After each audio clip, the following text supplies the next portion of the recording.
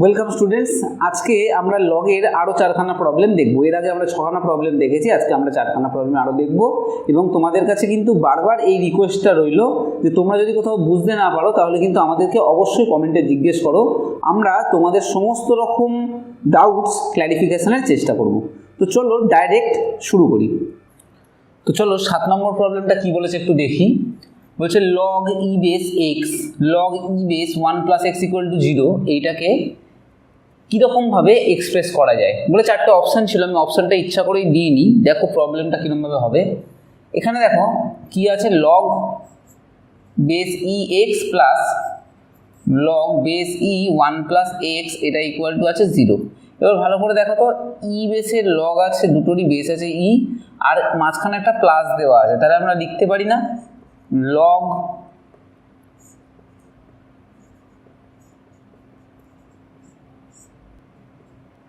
জিরোটা আমরা লিখতে পারি। আমরা কোথা থেকে লিখলাম এটা, log A plus log B is equal to log A B, এই ফর্মুলা থেকে এটা আমরা লিখেছি। এবারে লগ কতর ভ্যালু 0 হয় আমরা জানি যে উই নো লগ যা ইচ্ছা বেস থাক না কেন, যদি আর্গুমেন্ট 1 হয় তাহলে হয় 0। তাহলে আমরা কি বলতে পারি এখান থেকে, দেখো x × 1 + x is equal two 1, or এখান থেকে আমরা পাচ্ছি x²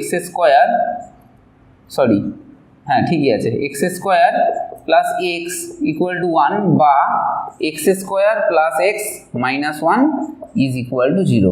এটা অপশানে ছিল যে এই ইকুয়েশনটাকে কি ইকুয়েশন হিসাবে রিপ্রেজেন্ট করা যায়, এটাকে x² + x - 1 ইকুয়াল টু 0 এই ইকুয়েশন হিসাবে রিপ্রেজেন্ট করা যায়।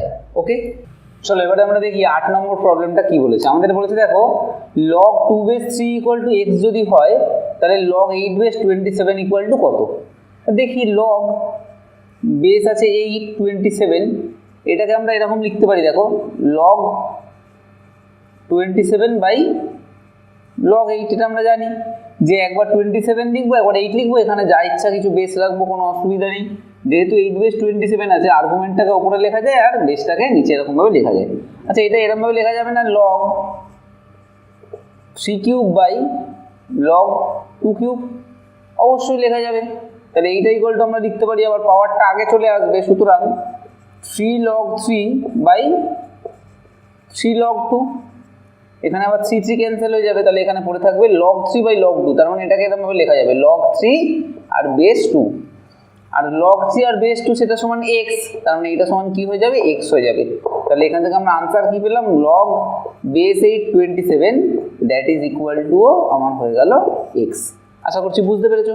চলো এবারে 9 নম্বর প্রবলেমটা দেখে নিই। কি বলেছে, বলছে log E base 2 log x base 625 is equal to log 10 base 16 into log E base 10। এটা হলে x এর ভ্যালু বার করতে বলেছে। দেখো তো এটাকে এরকমভাবে লেখা যায়, log 2 লিখে নিলাম বাই log ই লিখে নিলাম, আগের প্রবলেমটাতেই করেছি এরকম টাইপের, ইন্টু log 625 লিখলাম বাই log x লিখলাম। আশা করছি বুঝতে পারছো। Is equal to log 16/log 10 into log 10/log e। আশা করছি বুঝতে পেরেছি এটা যে লেখা যায় বলে।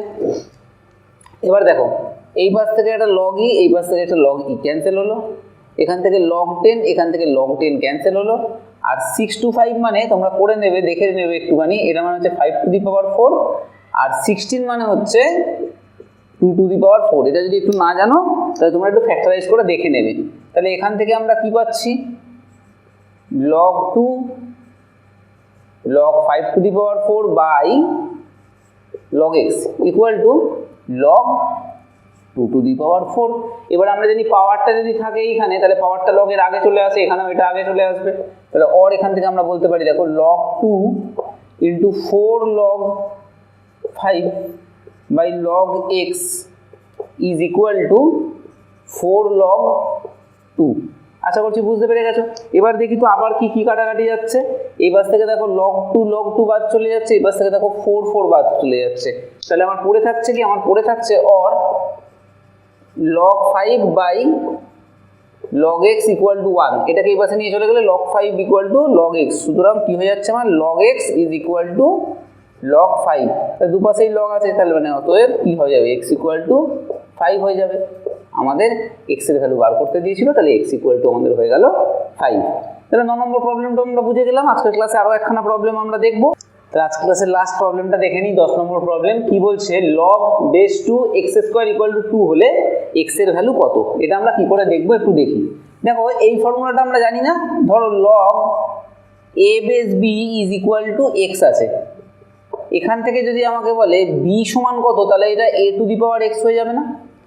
log এর বেসটা দেখো a, এটা b, এটা ইকুয়াল টু যদি x হয়, এটা লগের ডেফিনেশনই আমরা পড়েছি, তাহলে b = হয়ে যাবে a⁴x। তাহলে এখানে কি আছে দেখো, log 2x² = 2 আছে। তাহলে এখান থেকে আমরা কি বলতে পারি, দেখো log 2x² = 2, তার মানে এখান থেকে আমরা x² বলতে পারি 2² এটা বলতে পারি, or x² আমরা বলতে পারি 4। তাহলে x² যদি 4 হয়, তাহলে x = মানে x এর কটা রুট, দুটো রুট, x² = 4, তার মানে x এর কটা সলিউশন হবে, দুটো সলিউশন হবে। তার মানে এটাকে যখন আমরা দেখব ±√4, x² যদি 4 হয়, তাহলে x এর দুটো সলিউশন ±√4, √4 মানে আমরা আবার কত জানি, 2 জানি, তাহলে এটা হয়ে যাবে +-2। তাহলে x সমান কি হয়ে গেল, +-2। তাহলে কোন অপশনটা রাইট, আমাদের এই অপশনটা রাইট। ওকে, তাহলে আমরা আজকের ক্লাসেও 4খানা প্রবলেম দেখালাম।